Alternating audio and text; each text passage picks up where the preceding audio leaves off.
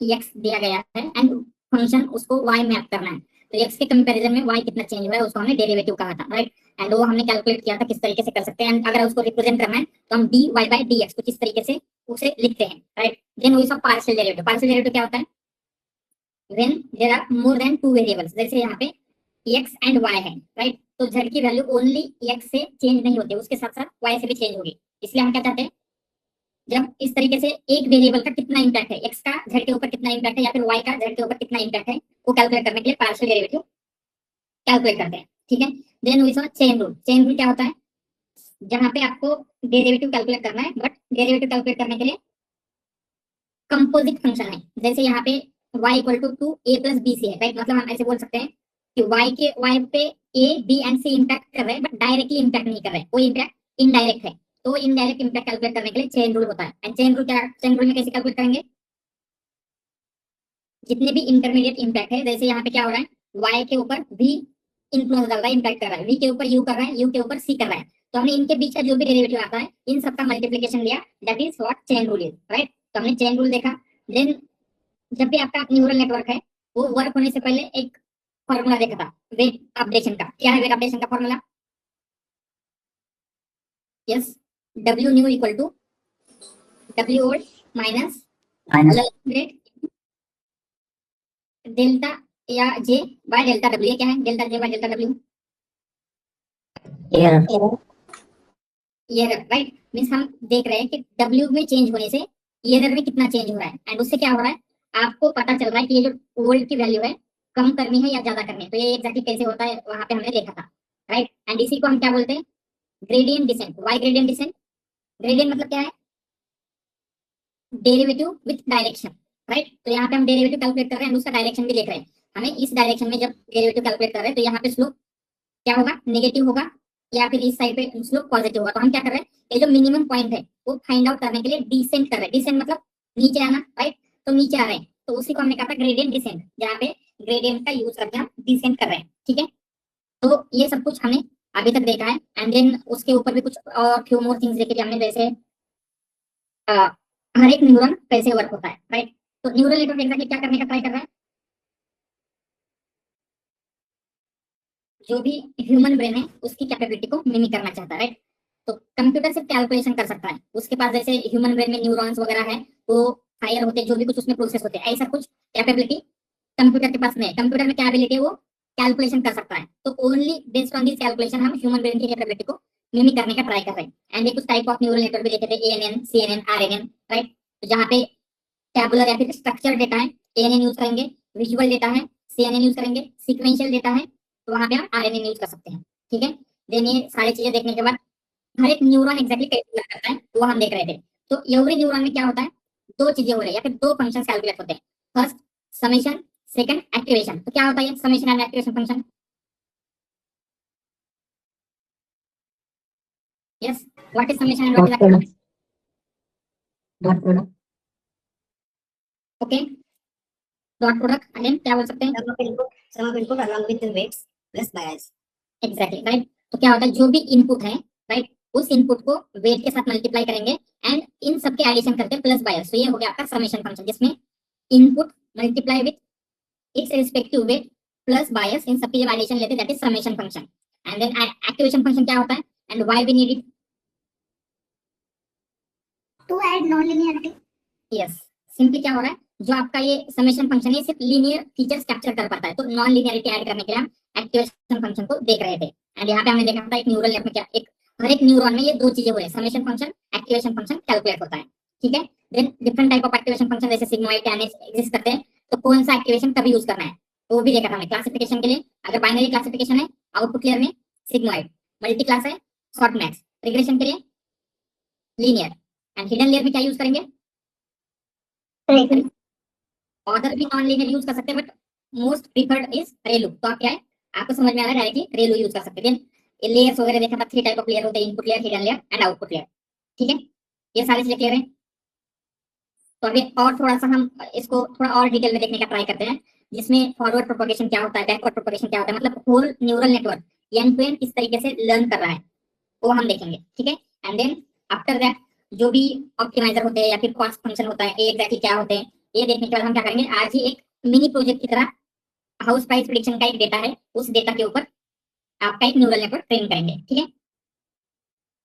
तो Sir, I do have two doubts actually. Two yes questions. बोलिए।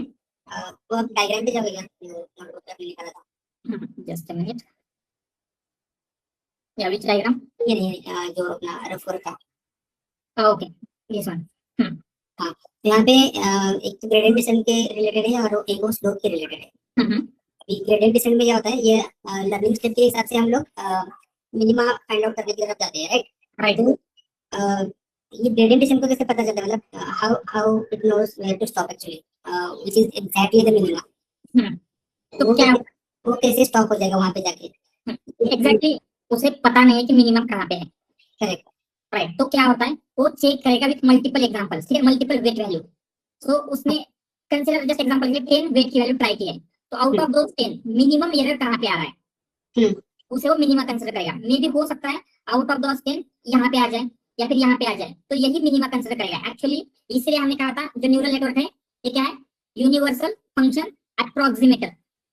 हाँ correct, लेकिन अभी यहाँ पे आपने बोला ना कि ये मतलब आइदर साइड होगा, ठीक है, लेकिन मतलब मैं ये पूछना चाहता हूँ कि ये जब तक एरर जीरो हो जाए तब तक ये ट्राई करता रहेगा या फिर उसको भी कंप्यूटेशन का हम लोग कुछ लिमिट देंगे? नो, सो जब तक जीरो एरर होता है तब तक ट्राई नहीं करता। ये ऐसे पॉसिबल नहीं है कि एरर जीरो ही आ जाए, क्योंकि अगर रियल लाइफ में देखेंगे तो हम कभी भी कहीं पे भी सारे घर की प्राइस एग्जैक्टली प्रिडिक्ट नहीं कर सकते, राइट?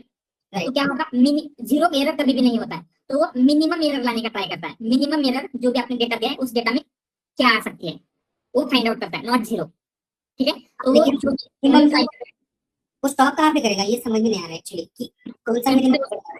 ठीक है, उसने पहले वेट की वैल्यू कंसीडर 100 ली, ठीक है, देन अपडेट होते 200 हुई, देन 250 हुई, इस तरीके से उसने 100 वैल्यूज ट्राई की है, ठीक है। तो जिस भी वैल्यू के लिए आउट ऑफ दोस 100 वैल्यू आपको मिनिमम एरर मिल रही है। हाँ करेक्ट, अभी अभी आपने बोला ना 100 वैल्यूज ट्राई की है, तो ये 100 वैल्यूज जो आपने बोला ना, ये लिमिट हम लोग प्रोवाइड करते हैं या खुद से डिसाइड करते हो? ये खुद से डिसाइड करता है, जो भी आपका डेटा है उस डेटा के अकॉर्डिंगली होगा वो। अगर डेटा आपने 10 पॉइंट्स दे है, 20 पॉइंट्स दे है, कितना डेटा है उस डेटा के अकॉर्डिंगली क्या करेगा। आगे हम बैच साइज वगैरह डिसाइड करते हैं, वो हम देखेंगे आगे। तो बैच साइज कंसीडर आपने किया है, मतलब अभी के लिए ऐसे कंसीडर करते हैं 10 और डेटा पॉइंट्स है, तो क्या होगा 10 डेटा पॉइंट्स। आप क्या कर रहे हैं, ये डेटा पॉइंट के बाद वेट को अपडेट करें, तो कितने वेट होंगे, 10 अच्छा होंगे। ओके, तो इनपुट साइज के ऊपर वो डिसाइड करेगा। Yes right. Okay okay, then उसमें बैच साइज वगैरह जो होता है वो इफेक्ट करेगा, वो हम आगे देखेंगे। बट क्या होता है, जितना आपका डेटा है उस डेटा के अकॉर्डिंगली वो डिसाइड होता है कि कितने वेट को चेक करने वाला है। ओके ठीक है। और वो स्लोप स्लोप का जो बताया था ना, वो स्लोप की डायग्राम में जाओगे एक बार। ये है ना स्लोप डायग्राम। नहीं वो वाला नहीं, वो लीनियर स्लोप। हाँ यहाँ पे अभी ये जो स्लोप है ना, ये लीनियर है, y इक्वल टू 2x।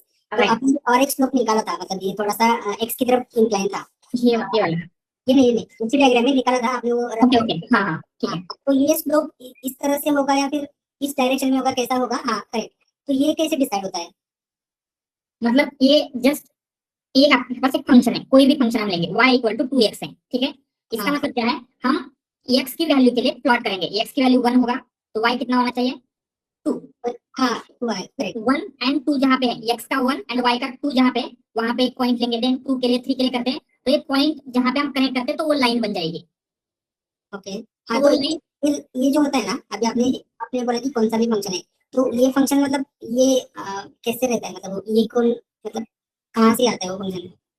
तो ये जस्ट हमें रैंडमली कोई भी फंक्शन हो सकता है, यहाँ पे फंक्शन का कोई ये नहीं है, मैंने जस्ट एक रैंडमली फंक्शन लिया है टू अंडरस्टैंड दिस। तो जब हम न्यूरल नेटवर्क देखेंगे तो जनरली हम यूज करते हैं मीन स्क्वेयर एरर, ठीक है, एमएसई कहा जाता है उसे। तो एमएसई मतलब क्या होगा, मीन स्क्वेयर एरर। तो ऐसा कुछ फंक्शन होगा जो एरर होगी ऑलवेज, जो भी उसका ये आ रहा है तो उसका स्क्वायर लेते हैं, y equal to x square, ऐसा कुछ रहेगा। मतलब उसका जो फंक्शन रहेगा आप इस तरीके से प्लॉट कर सकते हैं, तो उसका प्लॉट कुछ इस तरीके से दिखता है। तो ये इस टाइप के कुछ फंक्शन है, जो भी आपके कॉस फंक्शन या फिर लॉस फंक्शन हम यूज करेंगे उनको हम प्लॉट करते हैं यहाँ पे ऐसे।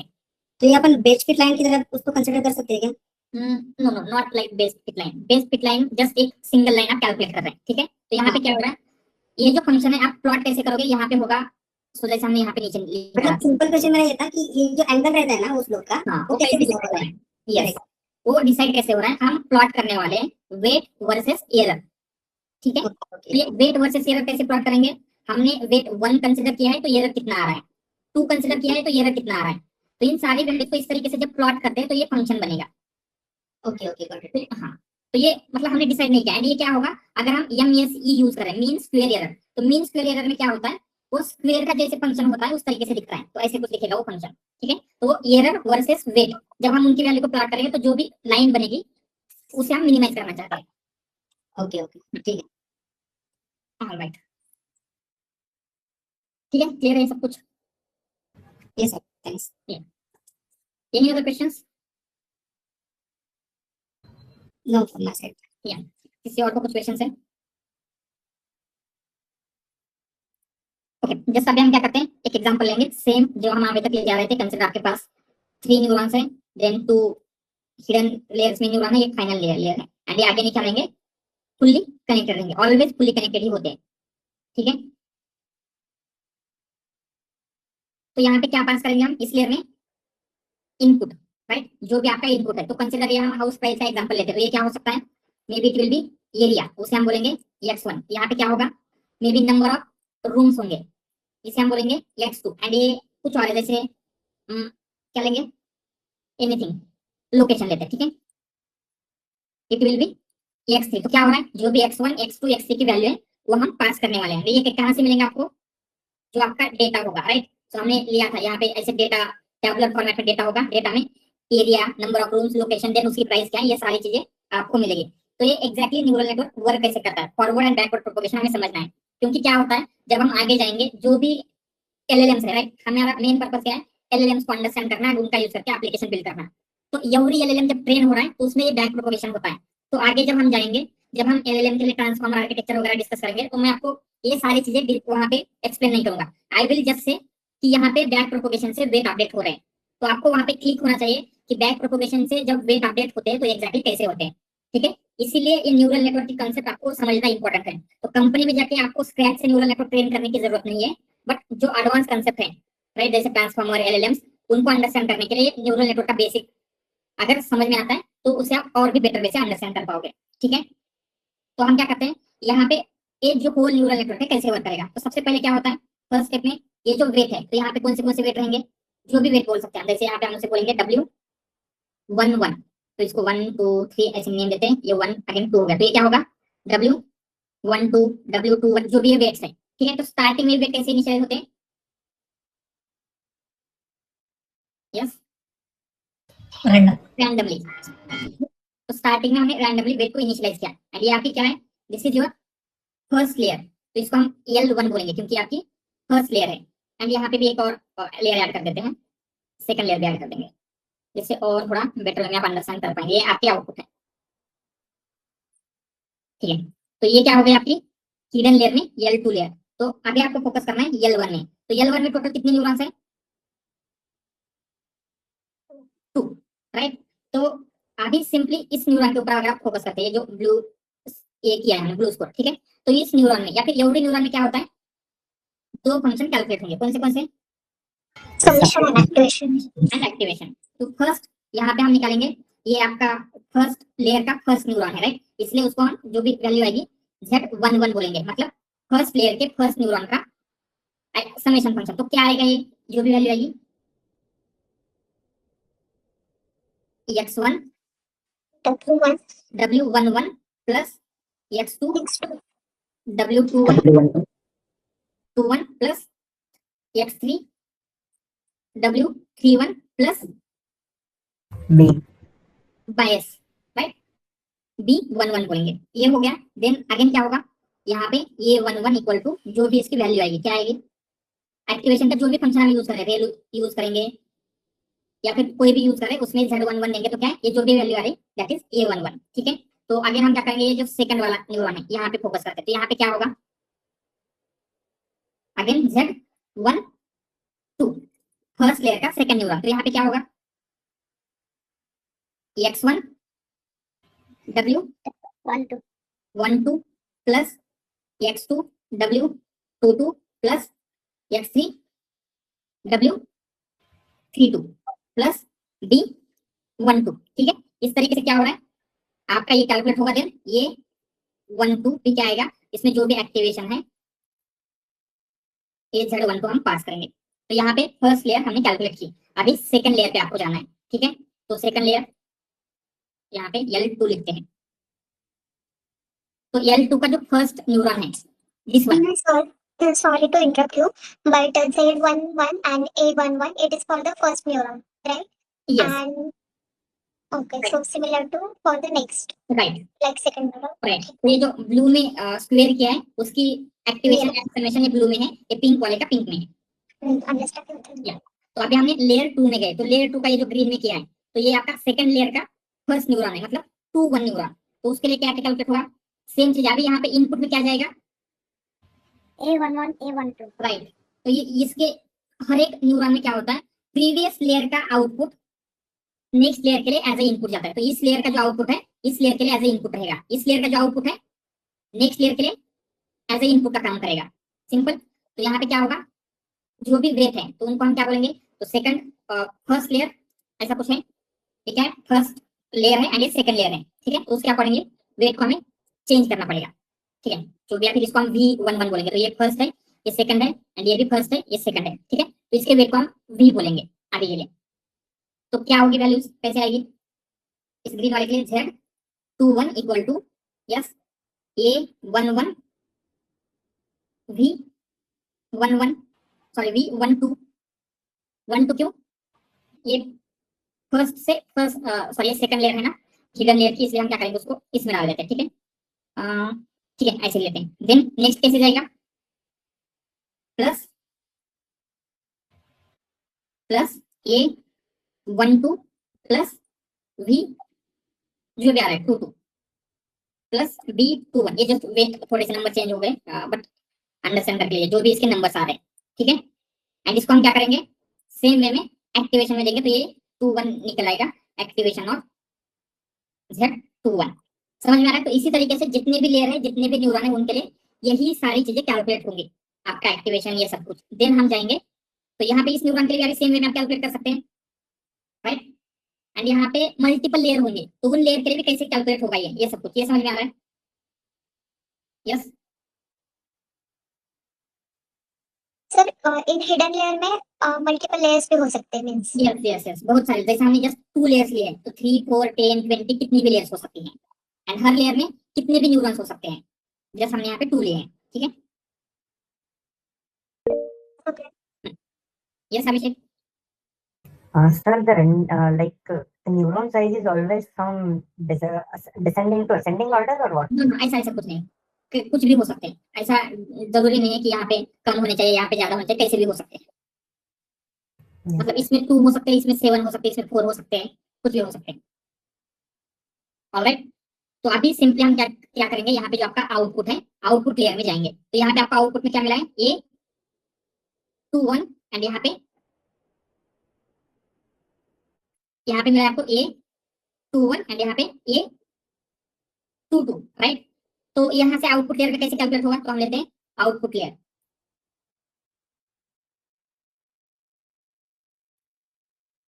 तो आउटपुट लेयर में क्या होगा, पहले Z ऑफ आउटपुट, मतलब वहां पे भी समेशन कैलकुलेट होगा। तो समेशन कैसे होगा, यहाँ पे जो भी वेट है, राइट, मतलब उनको हम बोलेंगे, ये होगा W आई थिंक 13 एंड ये होगा W 23, ठीक है। कुछ इस तरीके से आपके वेट है, तो ये वैल्यू क्या आएगी, A21 into W13 plus A22 into W23, right. And उसमें हम क्या करेंगे, बायस की वैल्यू को ऐड करते हैं, तो यहाँ पे लिखते हैं A21 into W13 plus A22 into W23 plus जो भी बायस की value, bias of output add कर देंगे। एंड फाइनली ये भी क्या होगा, आपका इस लेयर में जाने वाला है, राइट। एक्टिवेशन जो भी होगा तो उसे हम बोलेंगे sir A of output, and क्या होगा, एक्टिवेशन फंक्शन में पास करेंगे एक्टिवेशन ऑफ Z4, ठीक है। जो भी एक्टिवेशन आएगा उसकी वैल्यू से ये 1 मिलेगा, देन उसे हम क्या कर सकते हैं, आउटपुट प्रिडिक्ट करेंगे, ठीक है। तो यहाँ पे आपको आउटपुट मिल गया है, तो यही क्या होता है आपका y की प्रिडिक्टेड वैल्यू है, दिस वन। तो हमने क्या किया, जो इनपुट है इनपुट से आउटपुट प्रिडिक्ट किया, मतलब यहाँ पे आपके न्यूरल नेटवर्क के अकॉर्डिंगली जो भी उसने वेट को स्टार्टिंग में लिया था, तो अगर एरिया इतना है, नंबर ऑफ रूम इतने, लोकेशन इतने, तो प्राइस इतनी होगी, ये हमने क्या किया है, प्रिडिक्ट किया है, राइट। वो प्रिडिक्शन करेक्ट हो सकता है, रॉन्ग हो सकता है, उसमें एरर वगैरह आएगी, वो अभी तक हमारा ये नहीं है। हमने क्या किया, इनपुट से आउटपुट प्रिडिक्ट किया। तो ये जो हुआ है इनपुट से आउटपुट प्रिडिक्ट करना, ये जो भी कैलकुलेशन हमने अभी तक किए हैं, तो इन सारे कैलकुलेशन को कहा जाता है, दिस इज फॉरवर्ड प्रोपगेशन। तो ये जो होल प्रोसेस है this is Sir, those output is for only the regression. What about the classification and the multi-class classification problem? Same way में होता है, सेम वे में होता है। जस्ट वहां पे जाके क्या होगा, जो आउटपुट क्लियर है तो वहां पे एक्टिवेशन क्या होता है, जैसे बाइनरी क्लासिफिकेशन के लिए यहाँ पे सब कुछ सेम रहेगा, सिग्मोइड होता है, राइट। तो सिग्मोइड का आउटपुट क्या होता है, 0 to 1 के बीच में वेरी करेगा। तो 1.5 से नीचे आता है तो ये क्लास ऐसे होता है। तो सिंपली ये जो आउटपुट वैल्यू आ रही है वाई प्रेडिक्शन, उससे हम क्लास को प्रिडिक्ट कर रहे हैं, बाकी सब कुछ सेम है। ये जो भी हो रहा है ये ओरिजिन विल बी सेम। हमें क्या करना है, ओनली आउटपुट की जो इंटरप्रेट कैसे करना है वो चेंज हो रहा है, ठीक है। तो जैसे इंटरप्रिटेशन कैसे चेंज होता है देखते हैं। तो रिग्रेशन में क्या मिलेगा आपको, Only single value will जो be. भी वैल्यू है, राइट। मतलब जैसे हाउस की प्राइस है तो हाउस की प्राइस मिलेगी, हम क्या करते हैं, यही आपका फाइनल आउटपुट होगा, राइट। तो दूसरा होगा बाइनरी क्लासिफिकेशन। तो बाइनरी क्लासिफिकेशन में हम क्या यूज करने वाले हैं, Sigmoid. सिग्मोइड। तो सिग्मोइड आउटपुट आएगा, it will be very between 0 and 1. 1, 0 to 1। तो हम क्या करते हैं, एक रेंज सेट करते हैं। तो इसका जो 0 to 1 की रेंज है, तो हम क्या करेंगे, अगर जो भी इसकी वैल्यू है 0 to 1 के बीच में 0.1 हो सकती है, 0.9 हो सकती है, तो हम क्या करेंगे, अगर इट इज लेस देन 0.5 तो उसको जीरोथ क्लास जो भी हमने कंसिडर किया है, एंड मोर देन ये होगा तो 1+. यस, तो क्या होगा, तो उसको 1 क्लास बोलेंगे, ठीक है। बाइनरी क्लासिफिकेशन में ऐसे हो रहा है। सिंपली क्या हो रहा है, ये सारी वैल्यू जस्ट जो आउटपुट आ रहा है उस आउटपुट से इंटरप्रिटेशन चेंज कर दिया। देन सेम वे में multi class classification. Multi class में क्या होता है, जो आपका आउटपुट मिलने वाला है सॉर्टमैक्स यूज होगा। एंड सॉर्टमैक्स क्या करता है, आपके पास कंसिडर 5 क्लासेस है तो 5 प्रोबेबिलिटीज देगा।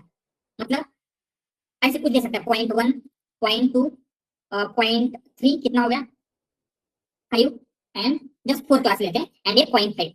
तो इन सबके एडिशन करेंगे तो एडिशन कितनी आनी चाहिए, 100। तो ऐसे प्रोबेबिलिटी देता है। So out of all this maximum probability किसे मिली है, Class 4. क्लास को।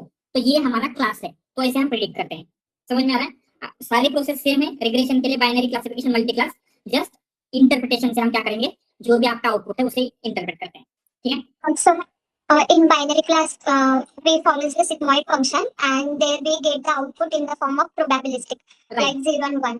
And this same thing happen in logistic regression, right? Right. And there we follows the S curve. So there we by default set the value 0.1, 0.5 and 0.1.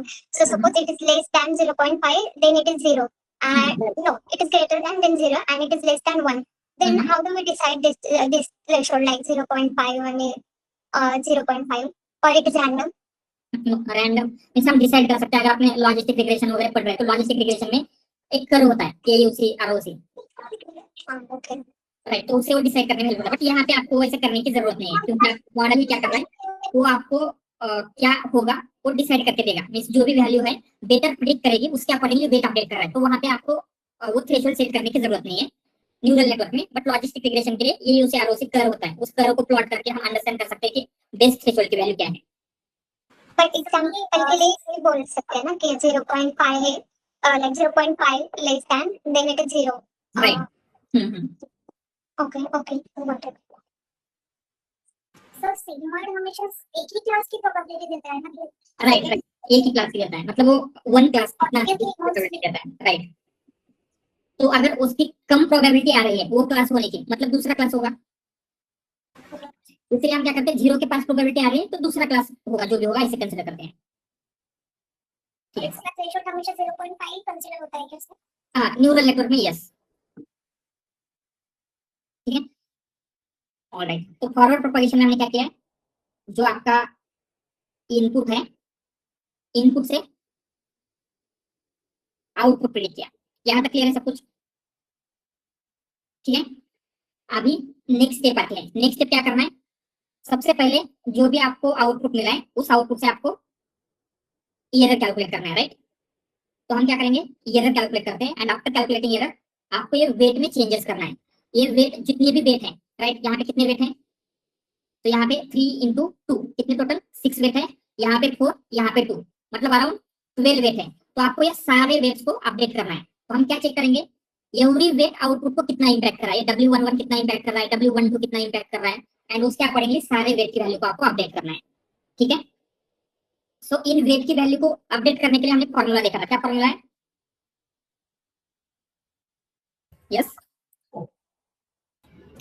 Test comparison yes, W new equal to W old minus learning W rate old minus learning learning rate rate. Into derivative of derivative of error with respect to with respect to W, जो भी आप W use करना चाहते हैं, ठीक है। तो यही हम कैसे कैलकुलेट करेंगे वो देखते हैं। तो फर्स्ट जो आपकी एरर आ रही है, ठीक है, तो हम यहाँ पे एरर को हम J बोलेंगे या फिर जो भी आपका लॉस है, ठीक है। तो आपका जो लॉस है इसे है, ठीक है, ये जो लॉस है किसके ऊपर डिपेंड है? दो चीजों के ऊपर। एक आपका y एक्चुअल मतलब whatever exact value y की करेक्ट वैल्यू क्या है, एंड Correct दूसरा y प्रेडिक्टेड। ये क्लियर है? तो y एक्चुअल में हम चेंजेस कर सकते हैं क्या?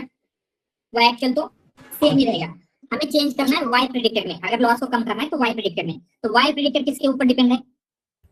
हम यहाँ पे Number of features.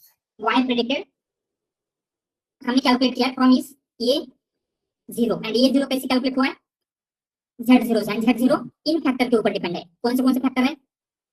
इन सबको हम लिख सकते हैं, जैसे फर्स्ट ये 21, ओके, देन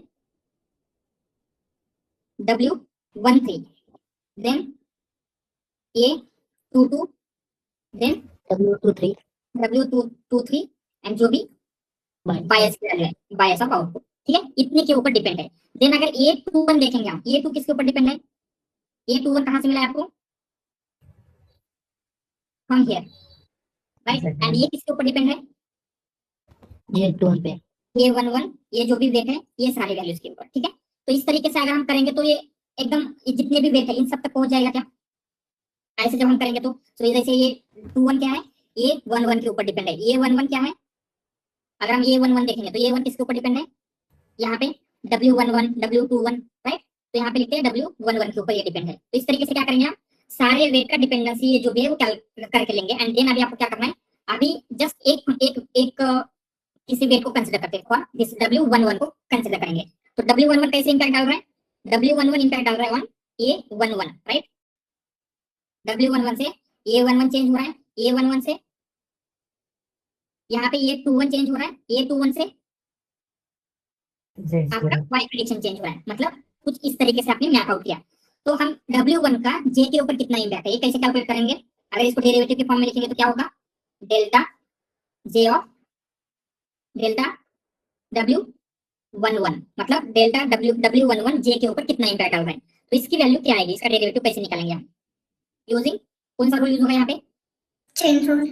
चेन रूल, क्योंकि डायरेक्ट इंपैक्ट नहीं डाल रहा है, राइट। तो इंपैक्ट कैसे हो रहा है? इंपैक्ट की चेन अगर देखेंगे तो J y प्रेडिक्टेड के ऊपर इंपैक्ट कर रहा है, देन y प्रेडिक्टेड के ऊपर ये इंपैक्ट कर रहा है, इसके ऊपर ये कर रहा है, इसके ऊपर ये कर रहा है। तो ये क्या आएगा? कैसे आएगा?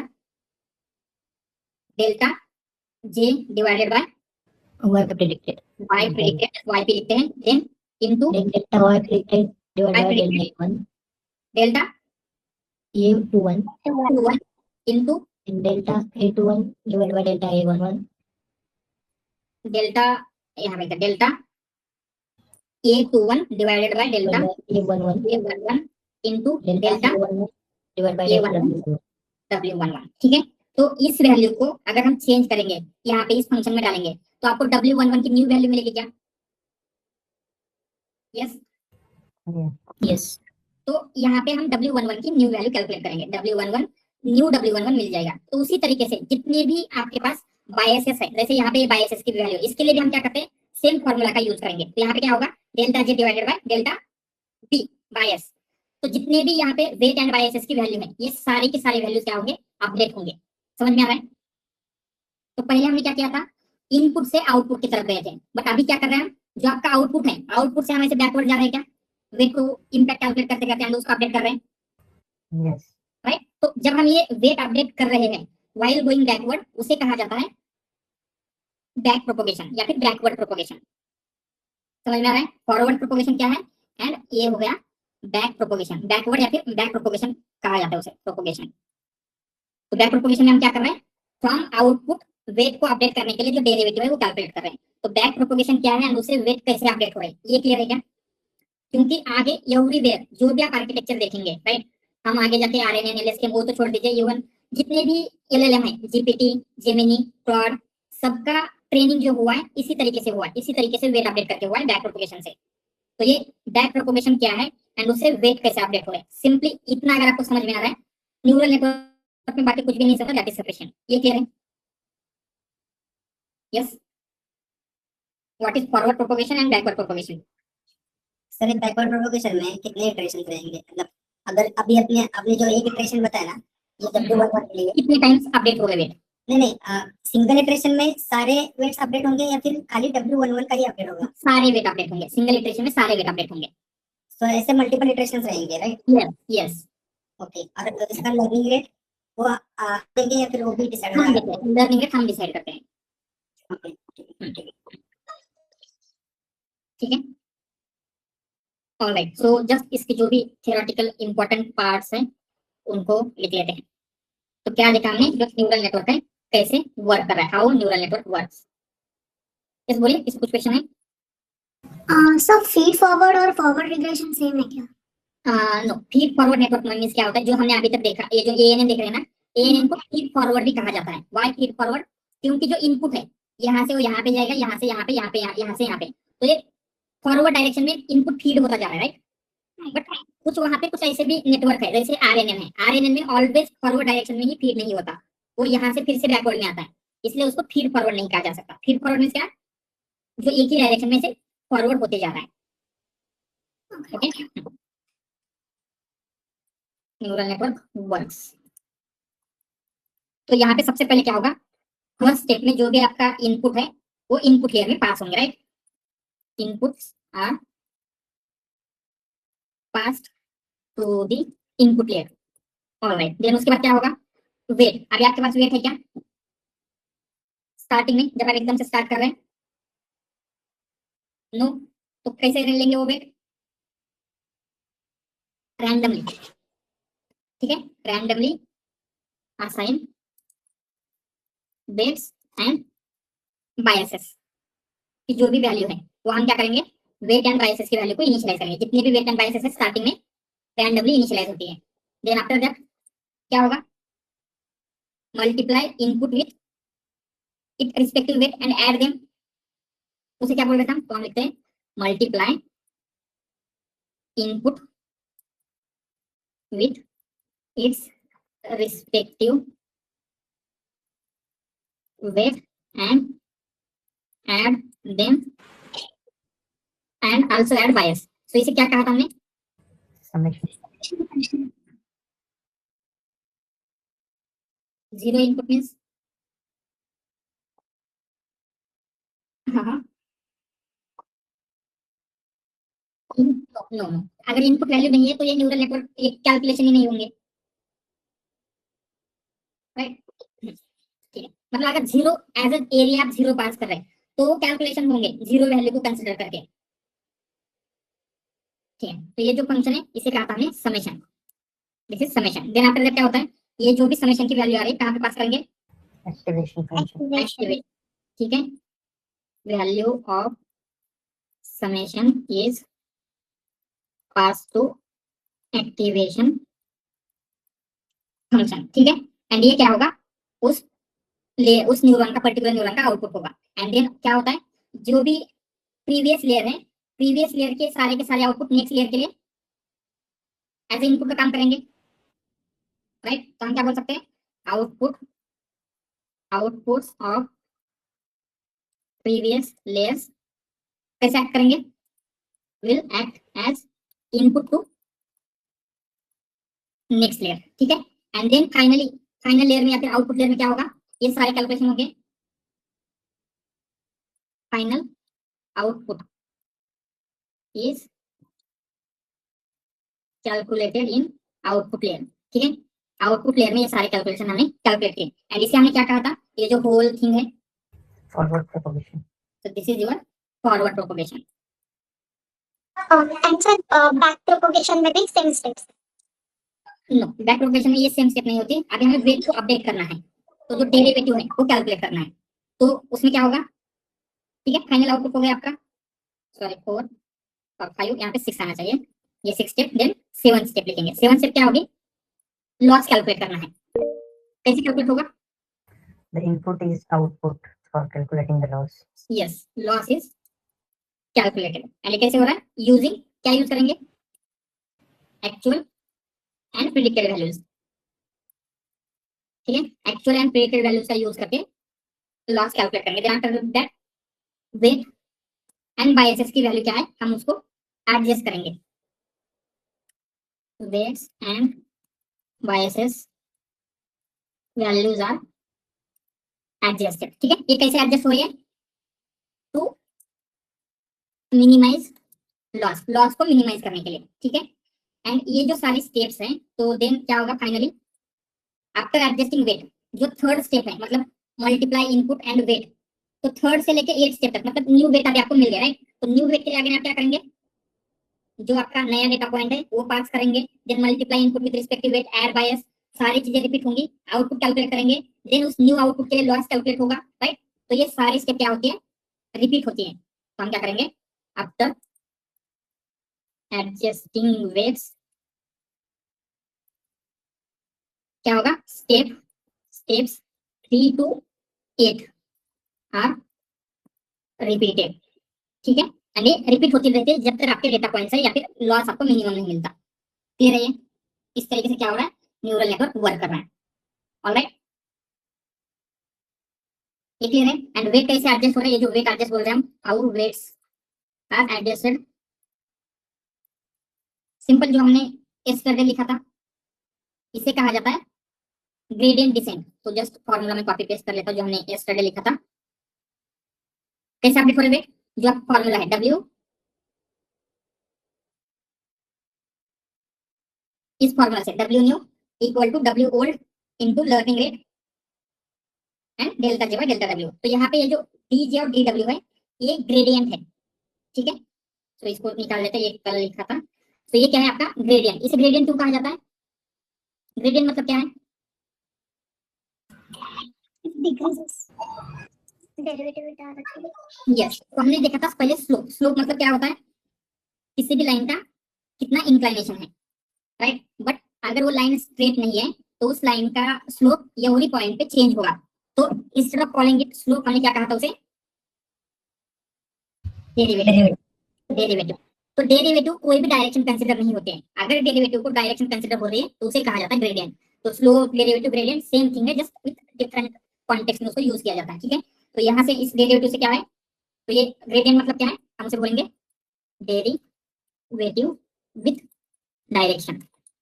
एंड इसीलिए ये जो एल्गोरिथम है वेट अपडेट करने के लिए यूज किया जा रहा है इसे कहा जाता है ग्रेडियंट डिसेंट, ठीक है? ग्रेडियंट मतलब ये तो क्या है हमने समझ लिया। देन डिसेंट मतलब क्या होता है? डिसेंट का इन जनरल इंग्लिश मीनिंग क्या है? मूविंग डाउनवर्ड बोल सकते हैं, ठीक है? तो हम क्या कर रहे हैं? मूव डाउनवर्ड्स मूव कर रहे हैं towards minima. And same way में ये जो न्यू वेट हो रहे हैं, जो आपका बायसेस की वैल्यू है वो भी सेम वे में अपडेट होते हैं। New biases equal to bias old minus learning rate into delta J और डेल्टा B, ठीक है? Sir, here for updating the learning rate, is there any grid search or randomized search Yes, kind of thing yes, for calculating the learning rate? Yes होता है। यहाँ पे भी हम आप ट्यून कर सकते हैं, हाइपरपैरामीटर ट्यूनिंग होती है, बट उसके लिए जो आपके मशीन लर्निंग की मेथड से ग्रिड सर्च से भी वो यूज नहीं होती। उसके लिए एडवांस लाइब्रेरी केरास ट्यूनर या फिर ऑप्चुनर जो लाइब्रेरीज है उनका यूज किया जाता है। ओके, तो केरास ट्यूनर के नोट्स में आपको प्रोवाइड कर देता हूँ। If you are interested in hyperparameter tuning, उसके थ्रू उसे आप थोड़ा सा देख सकते हैं कि उसमें किस तरीके से इनको इन सारी चीजों को हम अपडेट करें। Those libraries are like helpful to calculate the exact learning rate based on the searching. Yes, not exact based बोल सकते हैं, करंट डेटा के अकॉर्डिंग बेस्ड रेट क्या है वो कैलकुलेट करने के लिए हेल्पफुल होते हैं। But in general, in the company or anywhere, if we are doing yes, project like that, so we are manually enter the learning rate or we are passing to the parameter. Hyperparameter tune करते हैं using those Keras tuner या फिर optional libraries, Okay. ठीक है? Sir, Yes. is forward propagation and forward regression the same thing? Forward regression, forward regression मतलब I think same thing ही है। Forward regression किस कॉन्टेक्स्ट में यूज होता है? मुझे एग्जैक्टली याद नहीं आ रहा है। सर आपने कुछ लिखा था where in that diagram, yeah. Not forward, okay, not forward regression, sorry, forward propagation है ये। इसके इसमें हमने लिखा होगा not regression, it is forward propagation only. Okay, sir. Yes, alright, ठीक है। तो अब ये सब कुछ हमने समझ लिया। तो जो वेट यूज हो रहा है उसे हमने कहा था ग्रेडियंट डिसेंट। ग्रेडियंट डिसेंट मतलब क्या होता है, moving downward to the minimum. तो इस ग्रेडियंट डिसेंट के कुछ वेरिएंट्स भी होते हैं, ठीक है। पहले वो वेरिएंट्स समझ लेते हैं, वेरिएंट्स ऑफ ग्रेडियंट डिसेंट। तो ग्रेडियंट डिसेंट का मेन पर्पस क्या है, पहले हम लॉस कैलकुलेट करेंगे, राइट, जो भी आपका लॉस आ रहा है, देन उसके बाद वेट को अपडेट करना है, राइट। तो ये जो वेरिएंट्स है ये बिल्ड हुए कि आप लॉस कैसे कैलकुलेट करेंगे। तो उसके मेनली 3 वेरिएंट्स है। First one is a batch gradient descent, second one is a stochastic and mini batch gradient descent, ठीक है। तो बैच ग्रेडियंट डिसेंट में क्या होता है, कंसीडर आपके पास 100 डेटा पॉइंट्स है, ठीक है। कितने, यहाँ पे लिखते हैं 100 डेटा पॉइंट्स। मतलब ये 100 डेटा पॉइंट्स मतलब क्या है, आपके पास 100 हाउसेस का डेटा है, ठीक है। तो हम क्या करेंगे, जो भी स्टार्टिंग में आपने यहाँ पे वेट को रैंडमली लिया है, तो ये फर्स्ट हाउस का डेटा, तो ऑल 100 हाउस का डेटा हम पास करेंगे एंड ऑल 100 हाउसेस के लिए, ऑल 100 डेटा पॉइंट्स के लिए प्रिडिक्टेड वैल्यू निकालेंगे। देन क्या होगा, उनका एवरेज लेते हैं। तो फॉर ऑल 100 डेटा पॉइंट्स जो भी एवरेज लॉस आएगा, उस लॉस के लिए हम क्या करेंगे, वेट को अपडेट करेंगे। तो बैच ग्रेडियंट डिसेंट में क्या हो रहा है, it uses all data points to calculate loss. ये समझ में आ रहा है क्या, बैच में क्या हो रहा है, यस सर। ठीक है। देन स्टोचैस्टिक ग्रेडियंट डिसेंट, या फिर उसे और Batch किसी gradient में आपको बैच ग्रेडियंट डिसेंट फिर से एक बार एक्सप्लेन करोगे? या श्योर। तो कंसीडर आपके पास 10 सॉरी नॉट 10 100 डेटा पॉइंट्स है। डेटा पॉइंट मतलब जो हमने हाउस प्राइस का एग्जांपल लिया था, आपके पास 100 हाउसेस का डेटा है। तो हमने क्या किया, स्टार्टिंग में रैंडमली कुछ वेट असाइन किए इस स्टेप में। तो हम क्या कर रहे हैं, इन सब का कैलकुलेट करके एरर निकल रही है, यहाँ पे लॉस कैलकुलेट कर रहे हैं। तो बैच में क्या होता है, ऑल 100 डेटा पॉइंट का हम इस न्यूरल नेटवर्क में पास करेंगे। तो क्या होगा, पहले फर्स्ट हाउस के लिए आप प्रिडिक्ट करेंगे, देन उसका एक्चुअल एंड प्रिडिक्टेड को यूज करके लॉस कैलकुलेट होगा। देन सेकंड हाउस का कैलकुलेट करेंगे, थर्ड हाउस का, ऐसे सारे के सारे 100 डेटा पॉइंट के लिए हम लॉस कैलकुलेट करेंगे। देन उन 100 डेटा पॉइंट का लॉस का हम एवरेज लेते हैं एंड देन उस लॉस का यूज करके ये वेट अपडेट होते हैं। समझ में आ रहा है। तो क्या हो रहा है, लॉस कैलकुलेट करने के लिए सारे के सारे डेटा पॉइंट्स हम एक साथ यूज कर रहे हैं, ठीक है। देन स्टोचैस्टिक ग्रेडियंट डिसेंट या फिर उसे एसजीडीबी कहा जाता है। तो उसमें क्या होता है, एक सिंगल डेटा पॉइंट यूज होगा, देन लॉस कैलकुलेट होगा, वेट अपडेट होंगे। देन दूसरा डेटा पॉइंट आता है, लॉस कैलकुलेट होता है, वेट अपडेट होता है। तो यहाँ पे क्या हो रहा है, it uses single data point, एक सिंगल डेटा पॉइंट का यूज कर रहा है वेट कैलकुलेट करने के लिए। ये भी क्लियर है। देन हम यूज करते हैं मिनी बैच। तो मिनी बैच में क्या होता है, ये जो डेटा पॉइंट्स है 100, तो हम एक बैच की साइज डिसाइड करते हैं, ठीक है, बैच साइज। तो इट कैन बी एनीथिंग, ये हमें डिसाइड करना होता है। कंसीडर हमने बैच की साइज 10 डिसाइड की, तो क्या होगा, जब लॉस कैलकुलेट करना है तो ये सिर्फ 10, पहले फर्स्ट 10 डेटा पॉइंट को कंसीडर करेगा, लॉस कैलकुलेट करेगा, वेट अपडेट करेगा। देन 11 to 20 डेटा पॉइंट लेगा, लॉस कैलकुलेट करेगा, वेट अपडेट करेगा। तो इसमें क्या हो रहा है, समझ में आ रहा है, इट यूजेस, क्या यूज कर रहा है, batch of data points, batch of data points to update weight या फिर टू कैलकुलेट लॉस। ये समझ में आया, मिनी बैच, ये तीनों। यस, तो आई थिंक किसी ने जो स्टार्टिंग में क्वेश्चन पूछा था कि जो आपका लॉस है वो कितने टाइम अपडेट होगा, राइट, मतलब मिनिमम वैल्यू कैसे पता चलेगी। तो अगर बैच हो रहा है तो क्या होगा, होल डेटा सेट के ऊपर एक बार, एंड हम उसमें क्या करते हैं, कितने इपॉक करने हैं, मतलब होल डेटा सेट के ऊपर कितनी बार करना है वो भी डिसाइड करते हैं। अगर स्टोचैस्टिक होगा तो 100 डेटा पॉइंट्स है तो 100 टाइम वेट अपडेट होगा। मिनी बैच यूज करें, अगर हमने 10 की मिनी बैच यूज की तो 100 डेटा पॉइंट के लिए कितने टाइम अपडेट होगा, 10 times. 10 टाइम्स, ठीक है। तो इट डिपेंड्स ऑन हम कौन सा ग्रेडियंट डिसेंट यूज कर रहे हैं एंड उसमें डेटा पॉइंट्स कितने हैं। तो जस्ट कंसीडर कीजिए, अगर हम मिनी बैच का यूज कर रहे हैं, ठीक है, and if batch size is 1 in mini batch, यहाँ पे स्टार्टिंग में लिखते हैं in mini batch, if batch size is 1, तो वो कैसे एक्ट करना चाहिए, इट विल एक्ट लाइक, मतलब ये स्टोचैस्टिक के जैसे एक्ट करेगा क्या, जैसे स्टोचैस्टिक वर्क करता है। Yes. Yes. एंड अगर हमने बैच साइज उतनी ही ली है जितनी आपके पास डेटा पॉइंट्स है, 100 डेटा पॉइंट्स है तो बैच साइज 100 ली, तो ये बैच ग्रेडियंट की तरह यूज करेगा। यस, तो जब हम टेंसर फ्लो कहीं पे भी इंप्लीमेंटेशन करते हैं ओनली वहां पे मिनी बैच ग्रेडियंट डिसेंट ही होता है, क्योंकि वहां पे हम बैच साइज डिसाइड कर सकते हैं। बैच साइज हम लेंगे कि कितने डेटा पॉइंट्स के ऊपर अपडेट करना है, 1 रखेंगे तो it will act as a stochastic, अगर जितने भी डेटा सेट का लेंथ उतना रखेंगे तो it will act as a batch. तो जनरली क्या होता है, ओनली वहां पे मिनी बैच ही यूज होता है, ठीक है। देन अगेन क्या होता है, कुछ ऑप्टिमाइजर्स भी होते हैं। ऑप्टिमाइजर्स मतलब क्या है, ये जो फंक्शन हमने देखा था राइट, तो इस फंक्शन में भी कुछ मॉडिफाई हुआ है वेट अपडेट करने के लिए।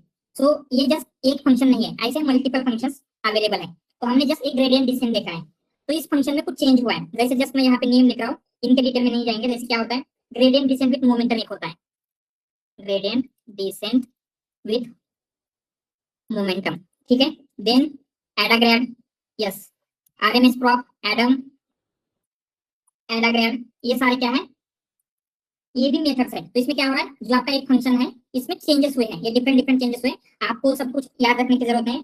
एंड जस्ट क्या होता है, जब हम न्यूरल नेटवर्क ट्रेन कर रहे होते हैं टेंसर फ्लो में, तो वहां पे आपको ऑप्टिमाइजर यूज करना होता है। ऑप्टिमाइजर आप डिसाइड करेंगे, मतलब अगर आप एडम देते हैं तो क्या होगा, जो भी एडम का वेट अपडेशन का फंक्शन है उस फंक्शन का यूज होकर वो वेट अपडेट करता है। बट जैसे ये वेट अपडेशन का फंक्शन है ना, उसी तरीके से होता है, जस्ट थोड़ा सा उसमें डिफरेंस है, इतना ही है।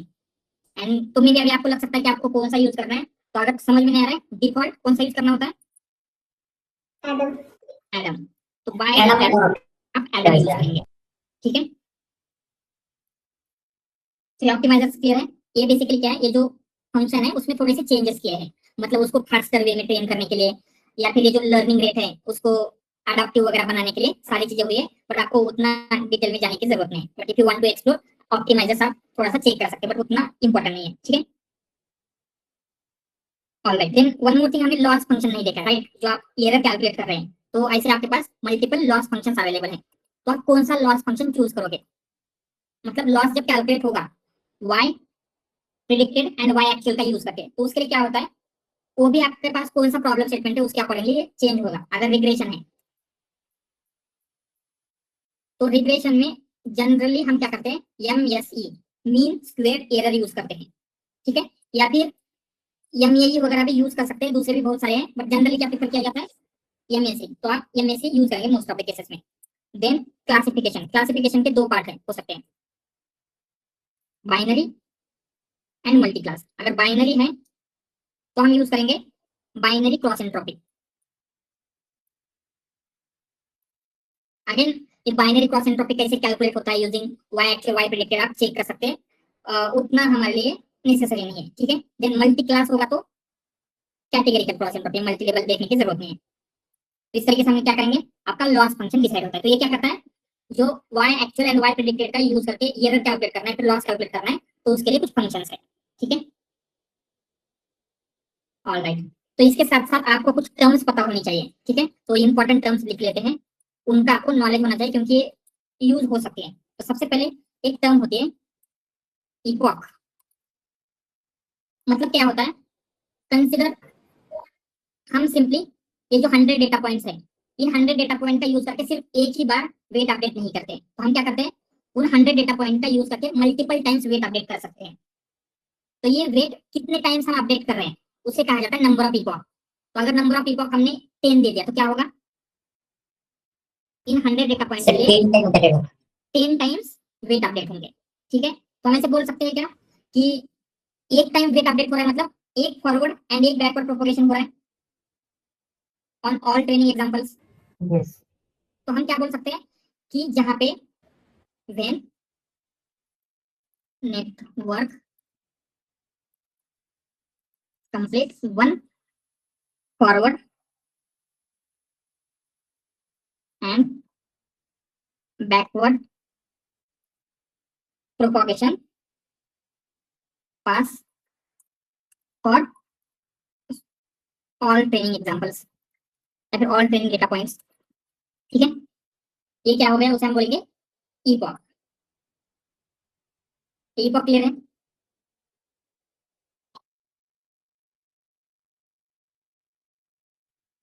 राइट,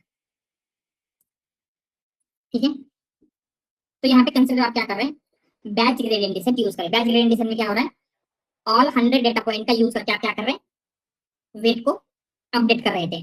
तो अगर हमने 10 इपॉक रखा है तो टोटल कितने टाइम्स वेट अपडेट होंगे 1000. 10 times weight update. पर बैच? 10 टाइम्स होंगे, राइट? क्योंकि 100 डेटा पॉइंट्स के लिए एक बार हो रहा है, तो 10 इपॉक लिया मतलब 10 टाइम्स होंगे। तो सेम अगर मिनी बैच के लिए लेते हैं, कंसीडर बैच साइज 10 है, ठीक है, तो 10 इपॉक के लिए कितने टाइम्स होगा? 100. Yes, right. तो क्या हो रहा है, 100 डेटा पॉइंट के लिए 10 टाइम्स वेट अपडेट हो रहे हैं एक इपॉक में, तो 10 इपॉक में 100 टाइम्स।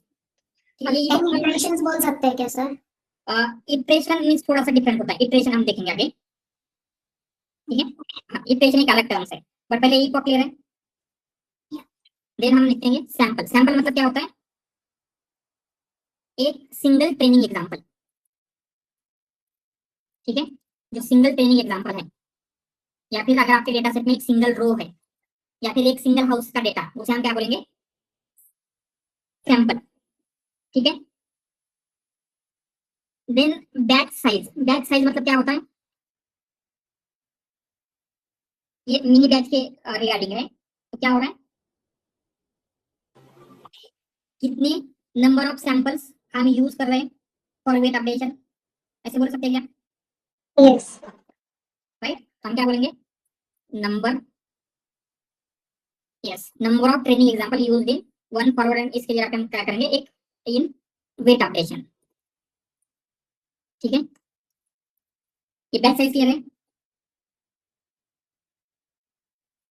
ओके, सो इटरेशन मतलब क्या होता है? जो आपका बैचेस है, ठीक है, आपके इपॉक में वो कितने टाइम्स वेट अपडेट हो रहे हैं। तो इटरेशन मतलब how many times weight are updated. तो कितने टाइम्स वेट अपडेट होंगे? How many times weights are updated. तो कंसीडर आपके पास 100 डेटा पॉइंट्स है, बैच साइज 10 रखा है, तो कितने टाइम्स वेट अपडेट होने वाले हैं? 10 टाइम्स। तो हम ऐसे लिख सकते हैं क्या, iteration equal to length of data set divided by batch size. Yes, ये समझ में आ रहा है?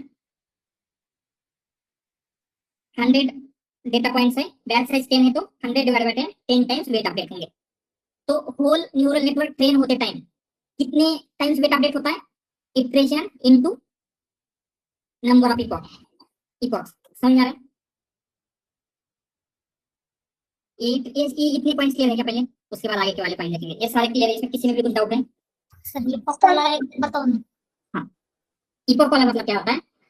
जब हम सारे डेटा के ऊपर आपका वेट अपडेट होना कंप्लीट हो चुका है, दैट मींस वन इपॉक। जैसे हमारे पास 100 डेटा पॉइंट्स है, तो हमने 100 के 100 डेटा पॉइंट का यूज करके वेट अपडेट कर दिया वन टाइम, तो उसे हम बोलेंगे वन इपॉक, ठीक है। तो कंसीडर अगर बैच साइज 10 है, तो क्या होगा, एक इपॉक में कितने टाइम्स वेट अपडेट होंगे? 10 टाइम। क्योंकि क्या हो रहा है, पहले 1 to 10, जो पहले 10 सैंपल है उसके लिए एक बार वेट अपडेट होगा, देन 11 to 20 उसके लिए एक बार, 21 to 30, तो ऐसे क्या है 10 टाइम्स वेट अपडेट हो रहे हैं। तो कंप्लीट डेटा के ऊपर जब एक बार वेट अपडेट होते हैं तो उसे कहा जाता है वन इपॉक। समझ में आ रहा है? Yes sir. क्लियर है? So we can say that the batch size is 10 epoch रहेगा ना, बैच साइज 10 रहेगा तो. Sorry, so we can say that the batch size is equal to the number of epoch. No, क्या होता है, batch size वो होती है कितने ट्रेनिंग एग्जांपल यूज करने हैं, ठीक है। तो कंसीडर यहाँ पे हम चेंज करते हैं, अभी बैच साइज अगर 5 करेंगे तो वन इपॉक में कितने इटरेशंस होंगे? 20 इटरेशंस होंगे। तो बैच साइज इक्वल टू ये नहीं है, इपॉक नहीं है। इपॉक मतलब कंप्लीट डेटा पॉइंट्स यूज हो रहे हैं सारे के सारे, all training data. But batch size में क्या होता है, हम एक कुछ फ्यू सेलेक्टेड ले रहे हैं, 10 ले रहे हैं, 20 ले रहे हैं, जो भी एक नंबर ऑफ सैंपल्स ले रहे हैं, राइट। हम 5 लेंगे या फिर 10 लेंगे, उन 10 का या फिर 5 का यूज करके ही वेट अपडेट हो रहे हैं, दैट इज बैच साइज के कितने ट्रेनिंग सैंपल्स यूज करने हैं। देन ऐसे हम पहले बार 5 का किया, एक बार वेट अपडेट किया, देन दूसरे 5 का करके दूसरी बार किया, तो ऐसे करके करके जब सारे एग्जांपल हो जाएंगे तो उस टाइम पे एक इपॉक होगा। सर इपॉक में भी तो 100 डिवाइडेड बाय 5 हो रहा है, मतलब इपॉक में भी हाँ तो सर. इसका मतलब हमेशा सारे डाटा सेट, अगर कितना भी डेटा सेट होगा तो इपॉक तो वही रहेगा ना. Yes exactly. तो इपॉक की साइज हम सेट करते हैं, अगर हमने इपॉक की साइज 10 किया तो क्या होगा, कंप्लीट डेटा के ऊपर पूरा डेटा वेट अपडेट, 10 टाइम्स होगा क्या वर्ड रेट? राइट। तो total number of times weight कितने टाइम्स अपडेट होते हैं? Number of iteration into epoch. अगर 10 इपॉक्स हमने दिया तो क्या होगा? कंसीडर यहाँ पे 20 इटरेशंस हो रहे थे, मतलब क्या हो रहा है? 10 की टाइम्स वेट अपडेट हो रहा है, एंड हमने इसको 10 दिया तो क्या होगा? 20 इंटू 10, 200 टाइम्स वेट अपडेट होंगे। समझ में आ रहा है क्या? नहीं नहीं सर, आप ऐसा बताओ कि सपोज अपना डेटा सेट 100 रिकॉर्ड्स का है, ठीक है? जस्ट अ मिनट, मैं चार्जर कनेक्ट कर लेता हूँ।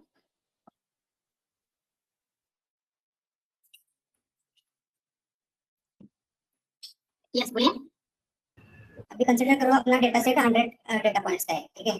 ठीक है। और अपन ने अभी इपॉक सेट किया 10, ठीक है? और बैच साइज भी सेट किया 10, ठीक है, तो यहाँ ठीक पे है? वेट लिख लेते हैं सब कुछ।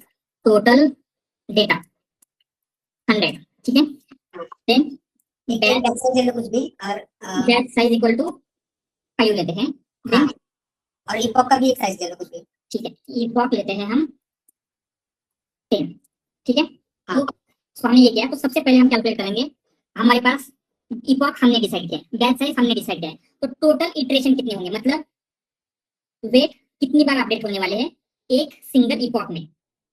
यहाँ पे इन वन इपॉक ऐसे होता है, वन इपॉक, फिर यहाँ पे वन इपॉक रखेंगे, तो मतलब जो आपका कंप्लीट डेटा पॉइंट है 100 डेटा पॉइंट के ऊपर वेट कितने टाइम्स अपडेट होंगे, इटरेशन कितने होंगे? सिंगल इपॉक के लिए अपन बोल सकते हैं क्या 20 इटरेशंस होंगे? Yes right. तो क्या होगा? 100 डिवाइडेड बाय बैच साइज 5, तो मतलब 20 इटरेशन होंगे। मतलब क्या हो रहा है? एक कंप्लीट डेटा सैंपल के ऊपर, कंप्लीट डेटा पॉइंट के ऊपर वन टाइम जब हम वन इपॉक कर रहे हैं तो क्या हो रहा है? 20 टाइम्स वेट अपडेट हो रहा है, ठीक है।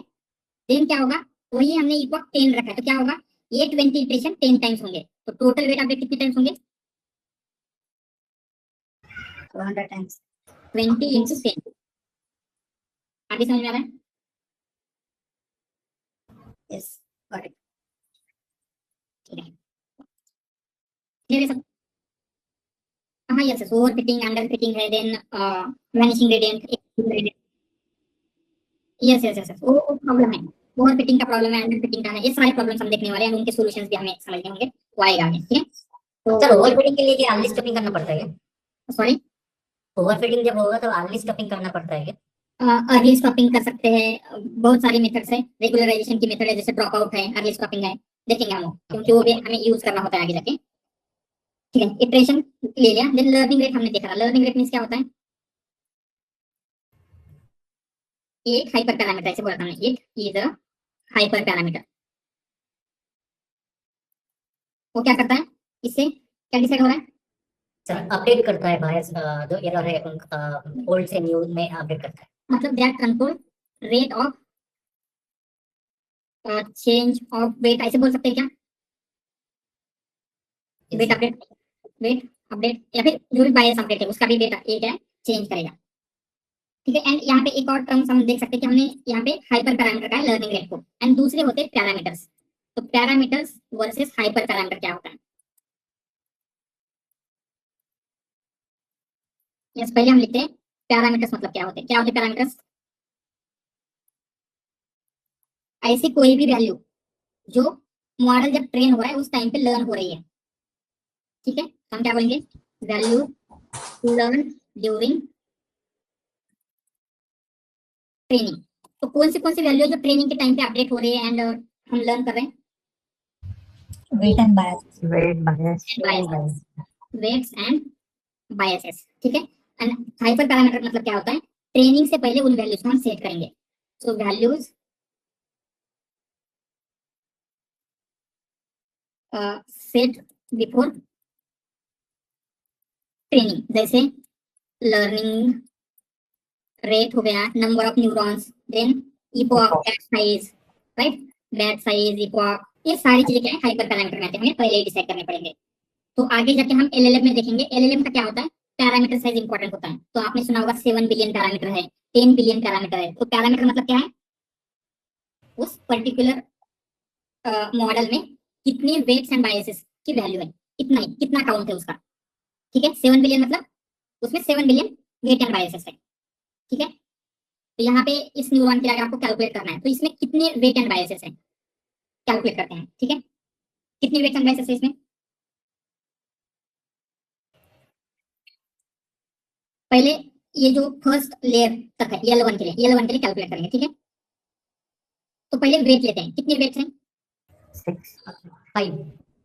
वेट्स क्या होता है, यहाँ से 1 2 3 4 5 6, तो क्या होता है प्रीवियस लेयर में कितने न्यूरॉन्स हैं, number of neurons in previous layer. तो यहाँ पे लिख सकते हैं नंबर ऑफ, या फिर हम ऐसे लिखते हैं नंबर ऑफ पैरामीटर्स।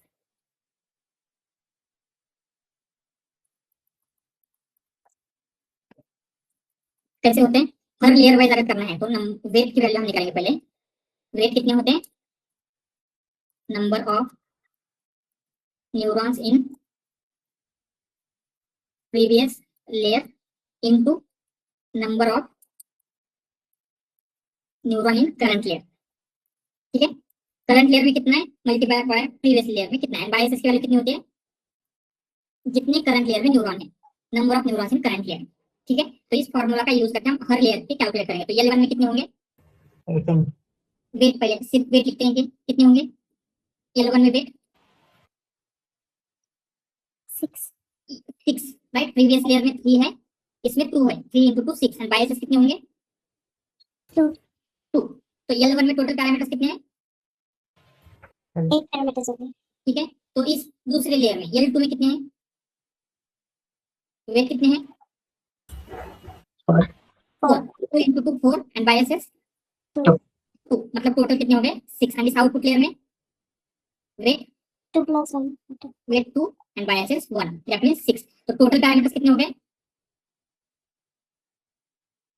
इन सबका समेशन लेंगे 8 + 6 + 3 17 समथिंग जो भी आएगा, समझ में आ रहा है। तो ऐसे क्या होता है, कितनी वेट एंड बायसेस की वैल्यू उसके अकॉर्डिंगली उसमें कितने पैरामीटर है डिसाइड होता है। एंड हम आगे जाके एलएलएम में देखते हैं कि उसमें एलएलएम में कितने पैरामीटर है, तो मतलब क्या है उसमें कितनी वेट एंड बायसेस की वैल्यू है वो डिसाइड होता है, ठीक है। एक और चीज है cost function and loss function. Cost function versus loss function क्या होता है, किसी को आइडिया है? तो दोनों एक ही टर्म की जगह पे यूज कर रहे थे जहां पे आपको लॉस कैलकुलेट करना है, राइट। तो कॉस्ट फंक्शन मतलब क्या होता है, तो ये जब आपका एवरेज निकालते हैं, average error on whole data, complete data के ऊपर जो एरर आ रही है उसका एवरेज निकाल रहे हैं तो उससे बोला जाएगा cost function. And loss function मतलब क्या है, सिंगल डेटा पॉइंट के ऊपर जो एरर निकाल रहे हैं। सिंपल, क्लियर है ये? Yes. फिर कॉस्ट फंक्शन कौन से है? यही यही यही सेम कॉस्ट फंक्शन है। जब हम क्या करते हैं, अगर एक सिंगल डेटा पॉइंट के ऊपर हम एमएससी कर रहे हैं उसका एवरेज लेंगे, it will be cost function, right. तो यही कॉस्ट फंक्शन है, यानी मतलब सिंगल डेटा पॉइंट के ऊपर इनका यूज करते हैं तो उसे लॉस बोलेंगे, अगर होल डेटा का एवरेज ले रहे हैं that is cost So function. it's a single actual and minus prediction line that will be cost. Overall, sir, actual and prediction that will be loss. Sorry, single के ऊपर loss, single will be loss and overall will be cost, right? Right right, okay. So clear है ये all this things, ठीक है। तो अभी हम just briefly क्या करते हैं, ये जो भी करना है न्यूरल नेटवर्क कैसे बिल्ड करते हैं उससे पहले कुछ टर्म्स हमें समझना इंपॉर्टेंट होता है। जैसे जो भी आपका डेटा हम पास करते हैं, ठीक है, तो पहले आपको स्केल करना पड़ता है इनपुट। तो जब भी हम डेटा एज ए इनपुट पास कर रहे हैं, जैसे हमने हाउस प्राइस प्रेडिक्शन का एग्जांपल लिया है, तो यहाँ पे क्या है, एरिया है, नंबर ऑफ रूम्स, लोकेशन है, तो इसकी वैल्यू क्या हो सकती है इन जनरल। एक एग्जांपल लेते हैं, तो एरिया क्या वैल्यू क्या होगी, मे बी 1000 स्क्वायर फीट, ठीक है। नंबर ऑफ रूम्स कितने होंगे, इसमें हो सकते हैं 5 जो भी कुछ है। एंड लोकेशन के लिए हमने क्या किया है, कंसीडर लॉन्जिट्यूड लैटिट्यूड की कुछ वैल्यू है, वो क्या हो सकती है 1.00 ऐसे कुछ होगी, राइट। तो अगर हम देखेंगे यहाँ पे क्या हो रहा है, जब ये यहाँ पे कैलकुलेट करेंगे तो क्या हो रहा है 1000 into W1, 5 into W2 and 1 point जो भी है इंटू W3, ऐसी वैल्यू जा रही है। तो इससे ऐसे बोल सकते हैं क्या, बिकॉज ऑफ ये x1 की वैल्यू लार्जर है, मे बी कॉस्ट फंक्शन में ऐसे हो सकता है कि W1 का इम्पैक्ट ज्यादा पड़े बिकॉज ऑफ इसकी वैल्यू लार्जर है। तो सर इसलिए हम लोग इम्पैक्ट स्केलिंग यूज करना पड़ेगा इसमें भी। Normalization. Yes, exactly. One and zero में लेके आना पड़ेगा, right? Yes. तो मॉडल क्या करेगा, ये जो W है मतलब ये लार्जर वैल्यू की जो ये है उसको ज्यादा इंपॉर्टेंस देने लग जाता है, ठीक है। तो इसके लिए हम क्या करते हैं, इन वैल्यू को स्केल करेंगे, स्केल मतलब एक All same the range parameter in the same. में लेके आएंगे, ठीक है। तो ये स्केलिंग के लिए मल्टीपल मेथड्स हैं, scaling, standard scaler, min max scalar, but आपको इतना समझना है एग्जैक्टली प्रॉब्लम क्या हो रही थी, क्योंकि आगे जाके यही प्रॉब्लम हमें फेस करनी पड़ती है ट्रांसफॉर्मर में भी, इसलिए इसको यहाँ पे देखेंगे स्केल द इनपुट। तो स्केल करने की क्या जरूरत है, तो हम क्या कर रहे हैं, जो आप न्यूरल नेटवर्क को ट्रेन करेंगे तो उसको इंप्रूव कर रहे हैं अभी हम, इंप्रूविंग न्यूरल नेटवर्क, ठीक है। तो इनपुट को स्केल क्यों करना पड़ रहा है, क्योंकि आपका जो एरिया है वो हो सकता है की वैल्यू 1000, मे बी जो आपका नंबर ऑफ बेडरूम्स है, नंबर ऑफ रूम्स यहाँ पे हम लेंगे 5, एंड देन क्या हो सकता है जो भी लॉन्जिट्यूड है उसकी वैल्यू क्या होगी, Float. जो भी कुछ है 1 पॉइंट ऐसे कुछ वैल्यू हो सकती है, राइट। तो ये क्या है, रेंज इनका डिफरेंट है, एंड इसकी वजह से क्या होगा, जब हम आपका ये z कैलकुलेट कर रहे हैं तो कैसे कैलकुलेट होगा, W1 into 1000 plus W2 into 5, ये कुछ ऐसे आ रहा है। तो आपके मॉडल को ऐसे लग सकता है कि W1 ज्यादा इंपैक्ट करेगा, इसलिए वो क्या करेगा, जो आपकी लार्जर वैल्यू है उनको ज्यादा इंपॉर्टेंस देने लग जाता है, इसलिए हम क्या करते हैं, स्केल करते हैं। तो यहाँ पे लिख सकते हैं model will give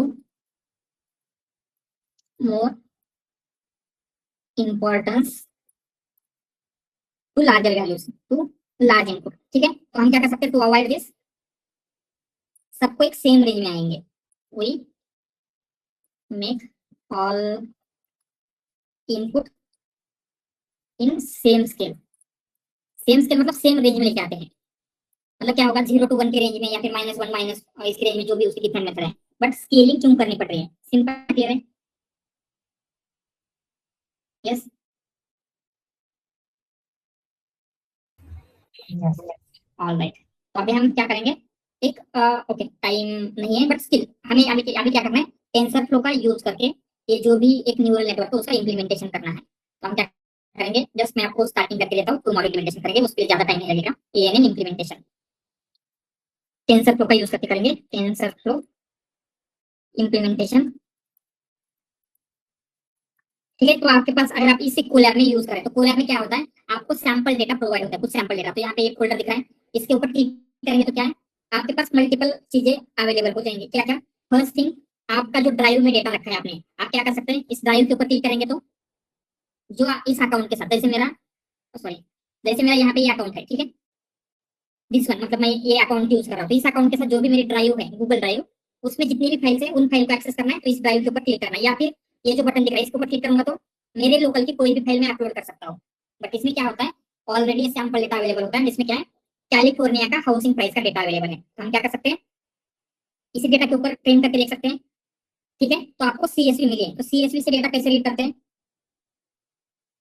we have to use कुछ import pandas Pandas. PD, and then कौन सा फंक्शन है पांडास का, df3.read. Yes, df equal to pd.read CSV, and CSV का पार्ट देंगे तो रीड करेगा, एंड हेड मतलब क्या होता है, स्टार्टिंग की कुछ वैल्यूज दिखाएगी, Default. ठीक है। तो ये क्या है, एक एरिया है, ठीक है, ये डेटा कैसे एक एरिया है, तो उस एरिया का लोकेशन क्या है, लॉन्जिट्यूड लैटिट्यूड क्या है, उस एरिया में जो हाउस है उनकी मीडियन एज कितनी है, तो उस एरिया में टोटल रूम्स कितने हैं, टोटल बेडरूम कितने हैं, उस एरिया के पॉपुलेशन, उसमें कितने हाउसेस रहते हैं, मीडियन इनकम क्या है, एंड उस एरिया की मीडियन हाउस वैल्यू क्या है। तो आपको प्रेडिक्ट क्या करना है, ये जो मीडियन हाउस वैल्यू है, तो इसके लिए हम क्या करेंगे, तुम्हारो एक बेसिक न्यूरल नेटवर्क इंप्लीमेंटेशन कैसे कर सकते हैं टेंसरफ्लो में, ये देखेंगे हम, ठीक है। सर इसमें भी ट्रेन टेस्ट क्लिक करेंगे ना, ट्रेन टेस्ट भी करेंगे, सो दैट हम उसको चेक कर सकते हैं। क्यों नहीं करेंगे तो क्या होता है, जो ओवरफिटिंग अंडरफिटिंग का क्या इशू है उसका ब्रीफली हम डिस्कस करेंगे, क्योंकि क्या होता है आपको उसकी मेथड भी समझनी पड़ेगी, अंडरफिटिंग को कैसे हैंडल करेंगे, ओवरफिटिंग को कैसे करेंगे, राइट। देन जो भी आपका वेनिशिंग एंड एक्सक्लूडिंग ग्रेडियंट, ये भी इंपॉर्टेंट है, वो भी हम देखेंगे, क्योंकि यही सारे प्रॉब्लम जब आप ट्रांसफॉर्मर मॉडल ट्रेन करते हैं या फिर कोई भी LLM ट्रेन हो रहा है उसमें भी आ सकते हैं, राइट। तो यही सेम कंसेप्ट वहां पे यूज होने वाला है, इसलिए इन सारी चीजों को हम डिस्कस करेंगे।